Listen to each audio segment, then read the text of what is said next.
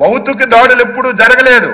కానీ గత శాసనసభలో ఒక దళిత శాసనసభ్యుడైనటువంటి ప్రస్తుత మా మంత్రి గారైనటువంటి బాల వీరాంజనేయ స్వామిని సభాపతి స్థానం దగ్గరికి వచ్చి ఆయన పైన భౌతికంగా దాడి చేస్తే ఎంత ఆవేదన చెందాం, ఎంత బాధ చెందాం. ఆంధ్రప్రదేశ్ రాష్ట్రానికి దేశానికి ఒక రోల్ మోడల్. ఇటువంటి ఆంధ్రప్రదేశ్ శాసనసభలో ఇటువంటి సంఘటనలు జరగడం, అది మా కళ్ళతో మేము చూడడం చాలా బాధ, ఆవేదన కలిగింది. ఏది ఏమైనా ఒక అనుభవజ్ఞైనటువంటి వ్యక్తి, ఈ రోజు వరకు మీ అవతారం ఒకటి, ఈ రోజు నుంచి మీ అవతారం మార్చాలి. ఎందుకంటే రాజకీయాలు చేసేటప్పుడు పదునైన మాటలు మాట్లాడాలి. ప్రతి ఒక్కరు విమర్శించేటప్పుడు వారికి సమాధానం చెప్పాలి. కానీ ఈ రోజు నుంచి మీరు శాసనసభాపతి.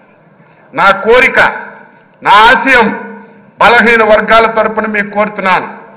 ఈ సభ 2024-29 శాసనసభ మా బలహీన వర్గాలకు చెందినటువంటి చింతకాయల అయ్యన్న పాత్రుడు గారి నాయకత్వంలో ఒక దేశానికి ఒక రోల్ మోడల్గా ఈ సభ ఉండాలి. ఇది ప్రతి ఒక్కరూ చెప్పుకునే విధంగా మనందరం కూడా ప్రవర్తించాలి. దాదాపుగా 78 మంది, నాకు సరిగా ఇంక తెలియదు, మొదటిసారి శాసనసభ్యులుగా 88 మంది.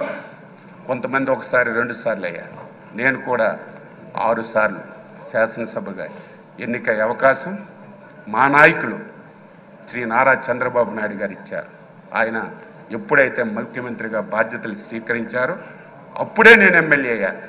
నేను కూడా సభ్యులందరికీ కోరుతున్నాను, ఎవరమైనా సరే కొంతమంది వ్యక్తులు పేర్లు ఈ శాసనసభలో వినడానికి వీలు లేదు. పార్టీలు పేర్లు ఎక్కర్లేదు.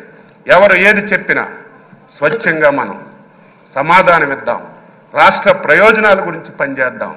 ఈ పార్టీ మీద ఒక అచంచలమైన విశ్వాసంతో, ఎన్డీఏ మీద ఒక అచంచలమైనటువంటి ఒక నమ్మకంతో ఒక మ్యాండేట్ ఇచ్చారు. దీన్ని మనందరం కలిసి మంచున్నతమైనటువంటి చర్చలు జరిపి మంచిగా ఈ సభను తీసుకెళ్దామని ఒక్కసారి తెలియజేస్తూ, మరొకసారి హృదయపూర్వకంగా మీకు అభినందనలు తెలియజేస్తూ, ఈ అవకాశం ఇచ్చినందుకు మీకు ధన్యవాదాలు తెలియజేస్తూ సెలవు తీసుకుంటాను.